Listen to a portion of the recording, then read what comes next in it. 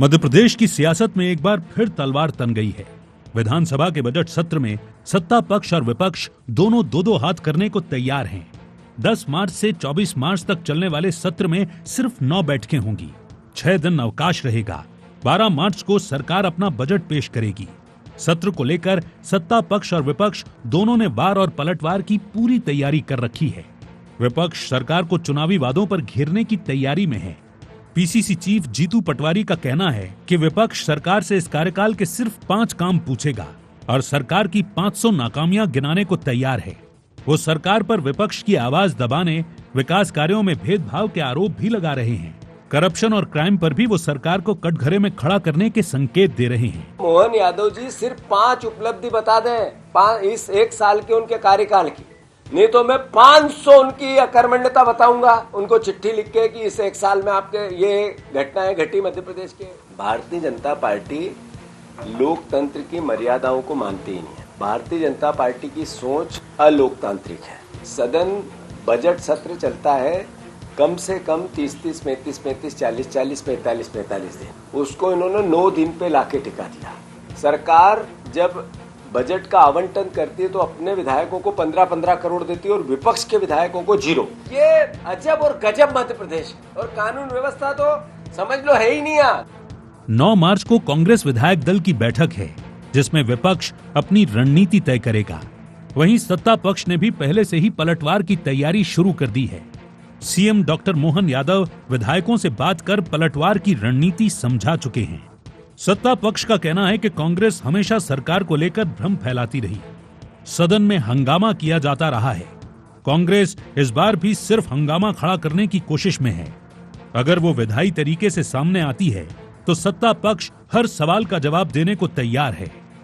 राजनीतिक क्षेत्र में है तो सवाल और जवाब दोनों चलेंगे। विपक्ष अगर मध्य प्रदेश की जनता को अगर भ्रमित करने का प्रयास करेगा तो उसका वास्तविक जवाब भी दिया जाएगा। सदन का अवसर मिलेगा आपको, उसमें खूब अपने से जो आपको अधिकार मिले उसका उपयोग कीजिए, बातचीत कीजिए। सभी पार्टियां करती हैं, हम भी तैयार हैं। आ जाए, दो हाथ होंगे वही सदन में। आपको जो पूछना है पूछो, हम लोग सरकार जवाब देने को तैयार है। विधानसभा का सत्र जो है 10 मार्च को शुरू होगा, 24 मार्च तक चलेगा। ये बजट सत्र है। राज्यपाल जी का अभिभाषण भी होगा, उनके धन्यवाद प्रस्ताव पर चर्चा भी होगी। बजट आएगा, बजट पर भी विस्तार से चर्चा होगी। कांग्रेस भाजपा के संकल्प पत्र को सामने रखकर सरकार को घेरती रही। 2700 रुपए क्विंटल गेहूं, 3100 रुपए क्विंटल धान की खरीदी, लाडली बहनों को 3000 रुपए महीने देने के वादे पर वो सवाल उठाती आई। लेकिन सत्र शुरू होने के पहले ही सीएम डॉक्टर मोहन यादव ने 2600 रुपए प्रति क्विंटल की दर पर गेहूं की खरीदी, धान की खेती पर प्रति क्विंटल 4000 रुपए का अनुदान, 5000 रुपए में किसानों को अस्थायी बिजली देने का ऐलान कर विपक्ष के हथियार की धार कुंद करने की कोशिश की है। लाडली बहना योजना की राशि बढ़ाने का वादा भी मुख्यमंत्री लगातार कर रहे हैं। देखना यह है कि अब विपक्ष सरकार पर वार करने के लिए अपने तरकश में कौन कौन से तीर लेकर आता है और सत्ता पक्ष इनकी काट कैसे करता है। Bureau report, IND 24।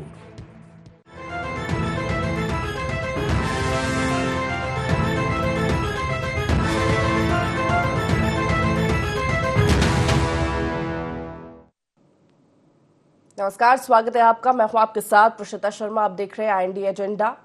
संग्राम की तैयारी। तो विधानसभा के बजट सत्र में सत्ता पक्ष और विपक्ष दोनों की तैयारियां अंतिम चरणों में है।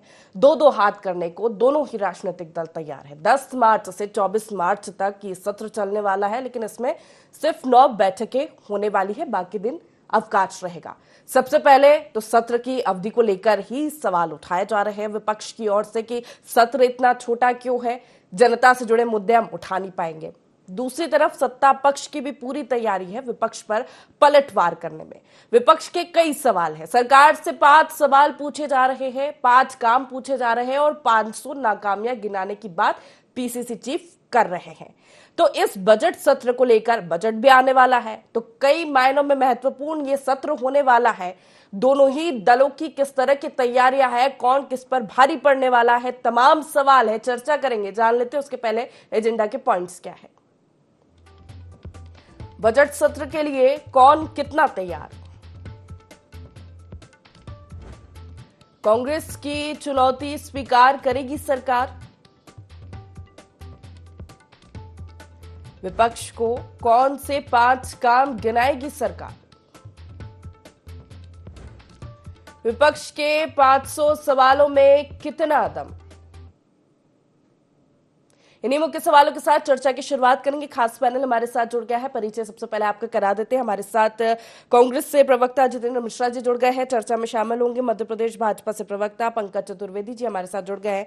वरिष्ठ पत्रकार आशीष दुबे जी हमारे साथ जुड़ेंगे। शुरुआत पंकज जी आप ही से करना चाहूंगी। चर्चा की बजट सत्र है, बजट आएगा, कई मायनों में महत्वपूर्ण ये सत्र होने वाला है। विपक्ष आक्रामक मोड में नजर आ रहा है। 5 काम गिनाने की बात वो कर रहा है कि 5 काम बताइए कि आपने क्या किया 1 साल में। 500 नाकामियां विपक्ष गिनाएगा। देखिए प्रशिता जी, मुझे लगता है कि कांग्रेस पार्टी जो है, उस कांग्रेस पार्टी का नाम अब होना चाहिए अखिल भारतीय आरोप समिति।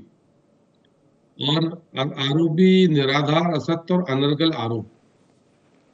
ये मध्य प्रदेश में 5 काम की बात कर रहे हैं। मुख्यमंत्री जी ने अपने हमारा जो संकल्प पत्र उसके पूरे कार्यक्रम का एजेंडा पत्रकार वार्ता करके सार्वजनिक किया कि कौन कौन से काम सरकार ने किए इस मध्य प्रदेश में।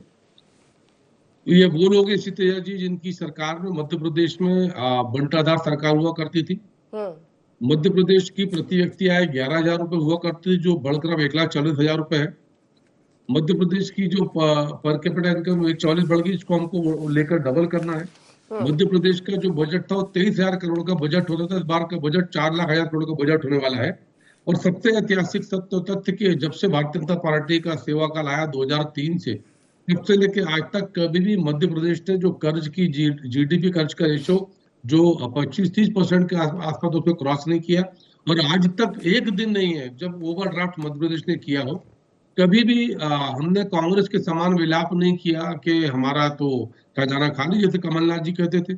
आप सोचिए कि जिस हिमाचल प्रदेश में मुख्यमंत्री सुक्खू के समोसों के की हिसाब किताब होता हो, विधायक भत्तों के वेतन बांटने को लेकर लाले पड़े हों, तेलंगाना में योजनाएं पूरी नहीं हो रही हो, हिमाचल में तनख्वाह ना बढ़ रही हो, कर्नाटक में डिप्टी सीएम डीके शिव कुमार कमलनाथ जी की तर्ज पर सार्वजनिक तौर पर कहते हो कि बहुत मुश्किल है, काम नहीं कर सकते। और एक और बीजेपी की सरकार है, प्रतिदिन संकल्प पत्र पे के आधार पर गिना कर काम कर रहा है। चाहे जनजातीय क्षेत्र के विषय हो, स्कूल कॉलेज अस्पताल के विषय हो, मेडिकल कॉलेज के विषय हो। अभी ऐतिहासिक ग्लोबल इन्वेस्टर समिट हुई प्रशिता जी, 9 कंट्री, जर्मनी जापान जैसी कंट्री जो थे वो पार्टनर बने। मुख्यमंत्री जी इस कार्यकाल में उन्होंने रीजनल समिट करी, इंटर स्टेट समिट करी, ग्लोबल समिट करी।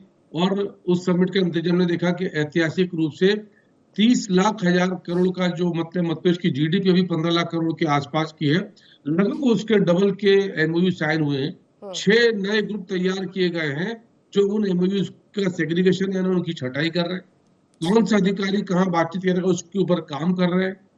सेक्टर एमपी की गवर्नमेंट ने तय कर ली है। मैं उन साल भर की उपलब्धियों के आधार पर उल्लेख कर रहा हूँ इनका। ये सबसे बड़ा ऐतिहासिक अचीवमेंट है मध्य प्रदेश का। लेकिन वो उस पर भी सवाल उठा रहे थे ना कि अब तक जो कॉन्क्लेव्स हुए हैं उसमें क्या हुआ, वो कितने धरातल पर उतरे। इसके साथ ही लॉ एंड ऑर्डर की स्थिति पर भी वो सवाल उठा रहे हैं। और सबसे बड़ी बात वो कह रहे हैं कि सत्ता पक्ष विपक्ष की आवाज को दबाने की कोशिश कर रहा है। आप बोलने नहीं प्रशिता जी, सवाल ही नहीं उठता आवाज दबाने का। हम तो आग्रह करते हैं, स्वागत करते हैं कांग्रेस का प्रतिपक्ष के नाते, और ये उनका अधिकार भी है। लेकिन सवाल सिर्फ प्रशिता जी इतना सा है कि आरोप के सिर्फ आरोप लगाने के लिए कि राजनीति है, पक्ष पर प्रतिपक्ष आरोप लगाएगा तो आप जैसे मीडिया के मंच पर जाके मिलेगी, क्या ये उद्देश्य भाव है?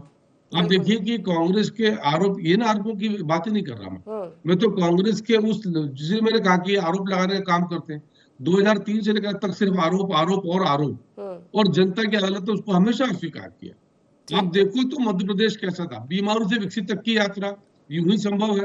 मध्य प्रदेश गेहूं के उपार्जन में, चने के उपार्जन में, दलहन में, तिलहन में सर्वोच्च स्तर पर जा रहा है। देश के प्रधानमंत्री जी बोलते हैं कि आने वाले 5 साल बाद मध्य प्रदेश देश के टॉप स्टेट्स में सम्मिलित होगा। टूरिज्म को लेकर मध्य प्रदेश में 8 अपना हमारे टाइगर वो अभ्यारण्य जिसको लायन सेंचुरी, टाइगर सेंचुरी कहते हैं, वो मध्य प्रदेश में। राजधानी भोपाल एक ऐसा क्षेत्र है जहाँ दिन में जिस सड़क पर हम जितेंद्र मिश्रा जी चलते हैं, रात में उस सड़क पर टाइगर का मूवमेंट है। ऐतिहासिक चीजें हैं। तो मुझे लगता है कि कांग्रेस को पूरा किसानों के अधिकार है, लिए हम भी कोई आवाज 2700 नहीं लगा रुपए रहे। क्विंटल गेहूं, 3100 रुपए क्विंटल धान की खरीदी, लाडली बहनाओं को 3000 रुपए देना प्रति माह, ये तमाम वादे हैं आपके संकल्प पत्र के, मोदी की गारंटी जो वो बिल्कुल बार बार उठाते हैं बिल्कुल कि ये कब पूरे बिल्कुल होंगे। मैं उत्तर देता हूँ। देखिए, माननीय मुख्यमंत्री जी ने सदन में कहा, और अभी जब ये आलू के लिए गेहूं का जो रेट 2600 किया और धान के लिए जो 4000 रुपए प्रति हेक्टेयर का जो बोनस देने की बातचीत करी, उसकी जो बातचीत करी, तो मुख्यमंत्री जी ने कहा स्पष्ट तौर पर कि भारतीय जनता पार्टी कांग्रेस के आरोपों को लेकर चिंता और चिंतन नहीं करती। उसका कारण स्पष्ट है कि हमारे संकल्प पत्र में हमने 5 वर्ष के लिए योजना बनाई, और उस 5 वर्ष में पहले वर्ष के समापन के उपरांत यदि आज 2700 के बजाय 2600 के मूल्य तक हमने पहुंचा दिया, धान पर जो पैडी जिसको हम बोलते हैं धान की फसल, क्योंकि मध्य प्रदेश का एक बड़ा क्षेत्र, विशेषकर महाकौशल का, मध्य भारत के क्षेत्र का, जहाँ धान की जबरदस्त खेती होती है, अच्छी खेती होती है, वहां प्रति हेक्टेयर 4000 की बातचीत करना। लाडली बहनाओं की राशि को तो कहते थे योजना चल नहीं पाएगी, है ही नहीं पैसा, पर लगातार दूसरा वर्ष संपन्न हो रहा है। और जो माताएं बहनें उस 60 वर्ष की आयु के आधार पर लाडली बहना से बाहर होती हैं, उनको हम अटल पेंशन योजना से जोड़ रहे हैं ताकि उनकी पेंशन बराबर बनी रहे। तो ऐसे तमाम सारे काम है जो 1 साल की अन्य मुख्यमंत्री मोहन यादव जी अब की जितेंद्र जी से मैं प्रतिक्रिया ले लेती हूँ। जितेंद्र जी, विपक्ष कह रहा 500 नाकामियां गिनाएगा, पंकज जी ने तो ऐतिहासिक काम बता दिए अपने 1 साल के कार्यकाल के। देखिए, पंकज जी कुछ भी बताए, लेकिन इस प्रदेश की जनता हकीकत को समझती है, और ये सत्र जानबूझ के इतना छोटा रखा गया है कि जनता के सवाल नहीं आ पाए। आप ये देखिए, बीच में होली से लेकर रंग पंचमी तक सारे के सारे विधायकों को अपने विधानसभा क्षेत्र में शामिल होना पड़ता है। ये त्योहार ऐसा होता है जहां पर गमी में, खुशी में, सब में शामिल होना पड़ता है। जानबूझकर ये तारीखें क्यों रखी है आपने, जब आपको मालूम है कि होली से लेकर पंचमी तक 5 दिन सारा का सारा प्रदेश, उसके जनप्रतिनिधि अपने विधानसभा क्षेत्रों में होते हैं। तो जानबूझ के आपको यह है कि बिजनेस नहीं चलाना आपको सत्र में। आप ये बताइए कि इस प्रदेश की जनता इंतजार कर रही थी कि सत्र लंबा हो। ये 4.5 लाख करोड़ रुपए के कर्जे में मध्य प्रदेश को डूब दिया गया। ये पूछेंगे कि सरकार से कि पैसा कहाँ गया, 4.5 लाख करोड़ रुपए का विकास तो दिख नहीं रहा। इन्वेस्टर मीट पर क्या हुआ ये भी पूछा जाएगा। इसलिए सरकार बचना चाह रही है। सरकार को 1 महीने का सत्र रखना था, बजट पे भी चर्चा होती, सरकार की नाकामियों पर भी बात होती, लेकिन हर सत्र की तरह इस सत्र को भी छोटा रखा गया। मात्र 9-10 बैठकें होना, उनमें भी कितनी होंगी कितनी नहीं होंगी ये भी मालूम नहीं चल रहा है।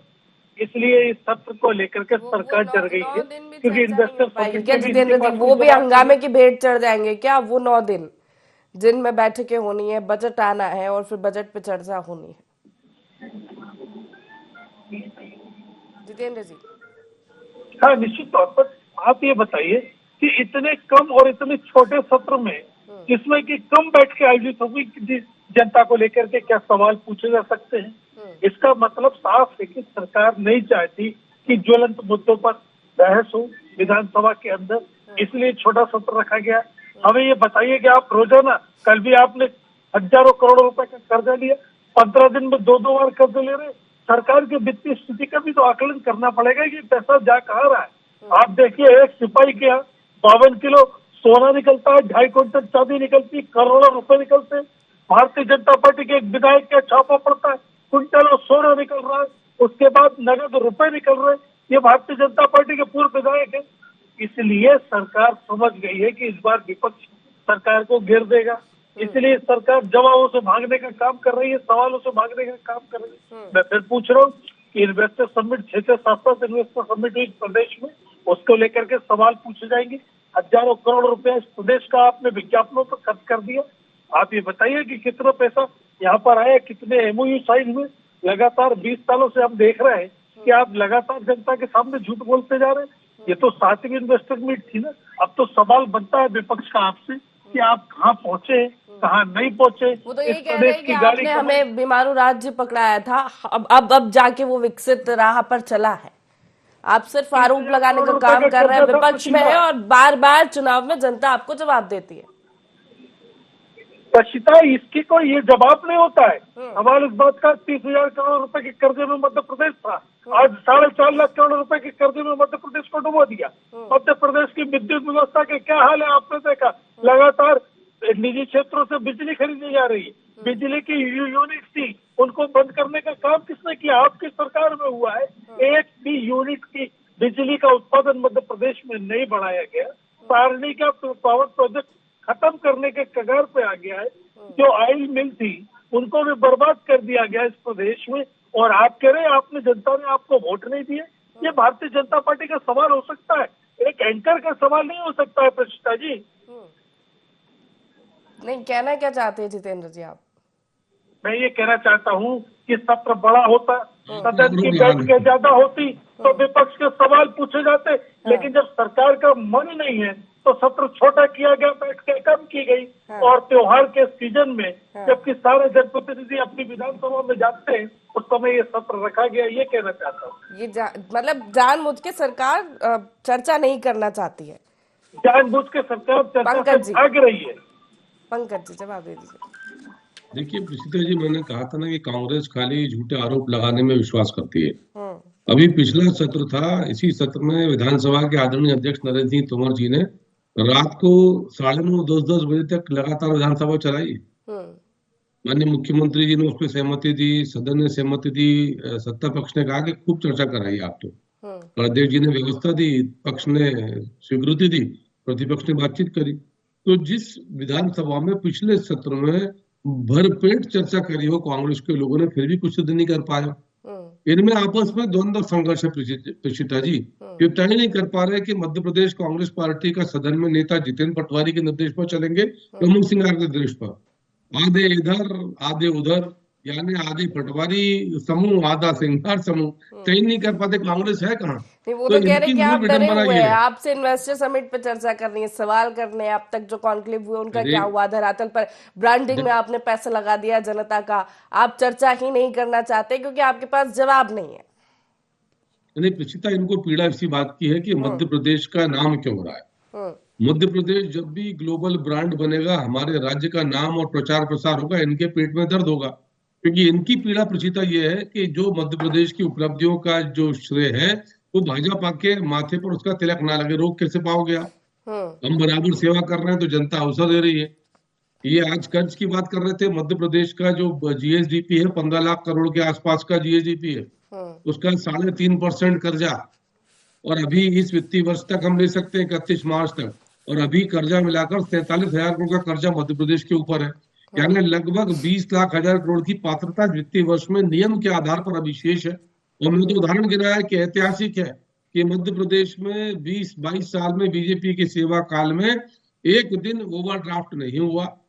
कभी मध्य प्रदेश के भाजपा के मुख्यमंत्री के रूप में चाहे आदरणीय उमा दीदी से लेकर आज मोहन यादव जी हैं, बाबूलाल गौर जी रहे, शिवराज जी का लंबा कार्यकाल रहा, कभी विलाप नहीं किया जैसा कमलनाथ जी ने 15-18 महीने किया था। खजाना खाली है, मामा खजाना खाली कर गया, हम काम नहीं कर सकते। और वही उसी खजाने से जब दोबारा कुछ माह बाद शिवराज जी की भाजपा की सरकार बनी तो हमने तमाम विकास के काम किए। ये तो वो सरकार है प्रचिता जी जिसने किसानों के फसल बीमा का प्रीमियम जमा नहीं किया और प्रीमियम कम करने के लिए कवरेज कम कर दिया। 2 लाख तक हर किसान के कर्जा माफी की बात करी और 5,000, 10,000, 3,000, 2,000 नीले फॉर्म, पीले फॉर्म, गुलाबी फॉर्म, क्या कहा चरणबद्ध। नहीं तो वो क्या बोल के थे, भैया मंदसौर में आए थे जो ऐसे वहां चढ़ा बात करते हैं, भैया भैया करते हैं, जिनके बारे में मणिशंकर, जिनके पिताजी के बारे में मणिशंकर जी का बयान आया कि 10 दिन के भीतर मध्य प्रदेश के हर किसान का भैया कर्जा 10 के भीतर 2 लाख तक का माफ। लेकिन मुख्यमंत्री साफ, उन्होंने साफ नहीं किया तो जनता ने परमानेंट साफ कर दिया। चलिए ठीक है, इसका जवाब देंगे जितेंद्र जी। यानी कि आपका जब 15 महीने का कार्यकाल है जितेंद्र जी, आप मुस्कुराइए मत, नहीं तो आप पर फिर आरोप लगा देंगे। फिर हाँ, मैं कुछ कहूंगी इसलिए वो सीधा मैं कुछ कह ही नहीं रही हूँ। जितेंद्र जी इसका जवाब दे देंगे, नहीं तो फिर ऐसा लगेगा कि मैं पैरवी कर रही हूँ किसी की। लेकिन हालांकि ऐसा नहीं है, आप दोनों के एक दूसरे से सवाल है वही मैं रख रही हूँ। जितेंद्र जी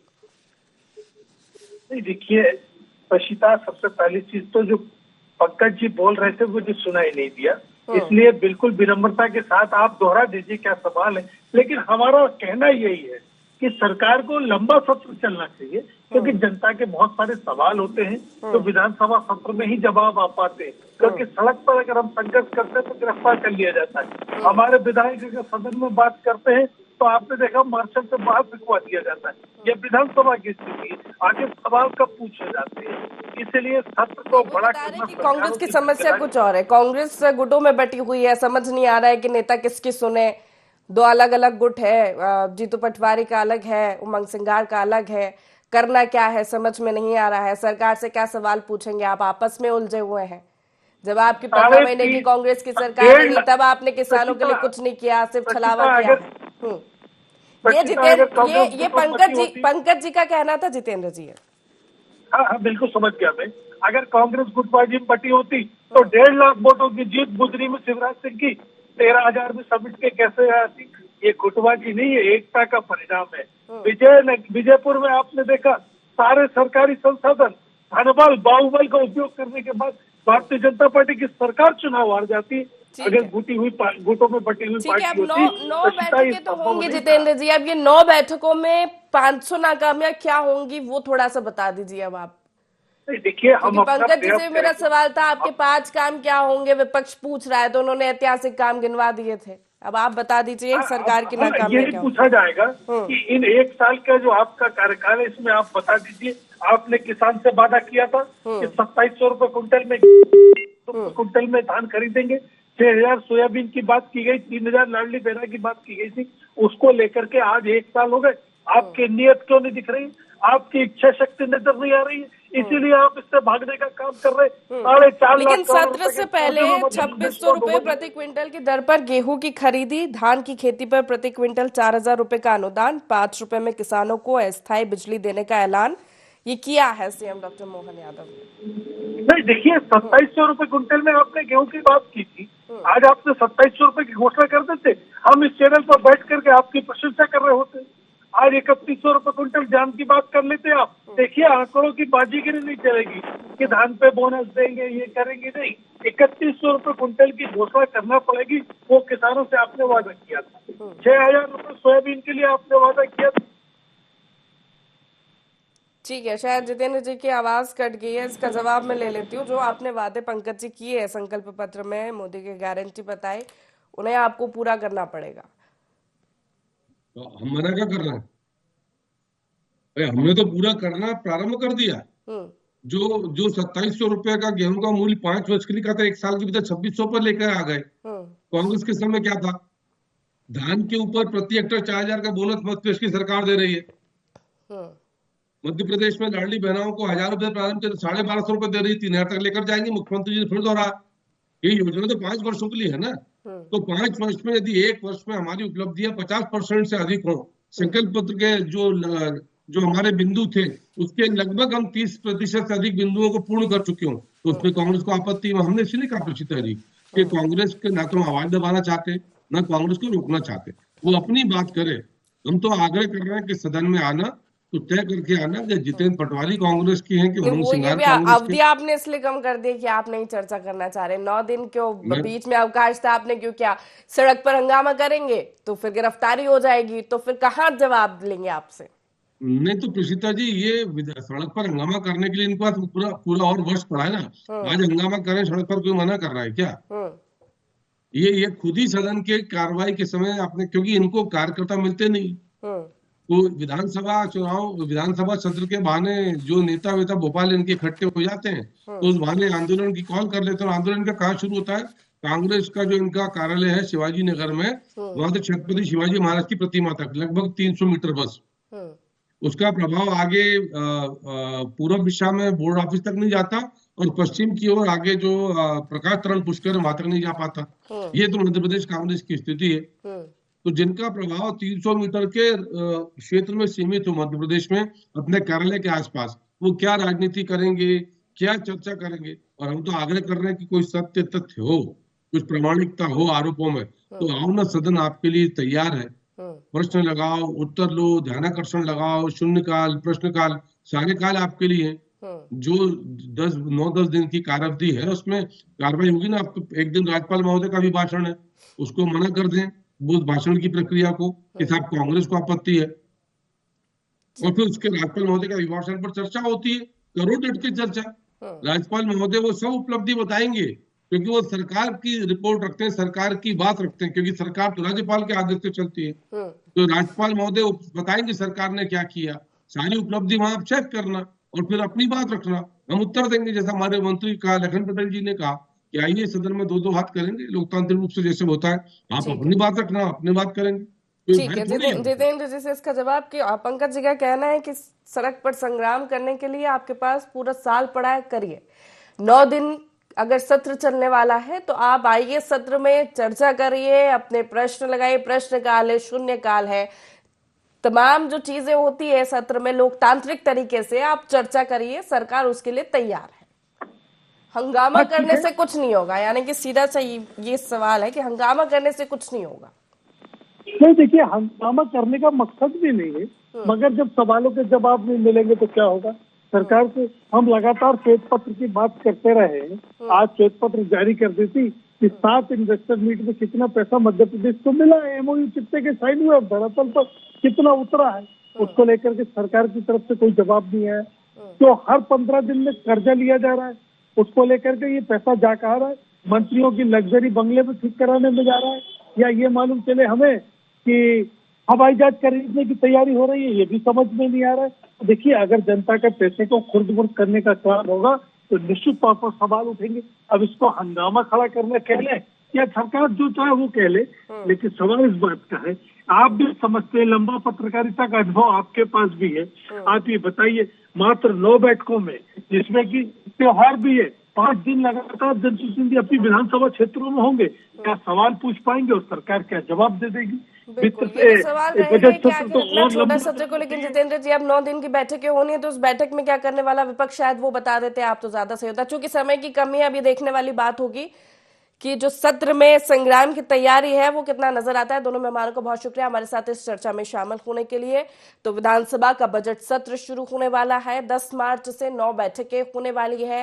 विपक्ष के इस पर सवाल है कि इतना छोटा सत्र क्यों सरकार चर्चा नहीं करना चाहती है, जवाब नहीं देना चाहती है, फिर विपक्ष की आवाज को दबाया जा रहा है। तमाम सवाल है और इस बीच बजट भी आने वाला है, तो उम्मीदें भी है, प्रदेश को देखना होगा कि ये बजट सत्र कितना हंगामेदार होने वाला है। फिलहाल इतना ही, बने रहिए i24 के साथ। नमस्कार।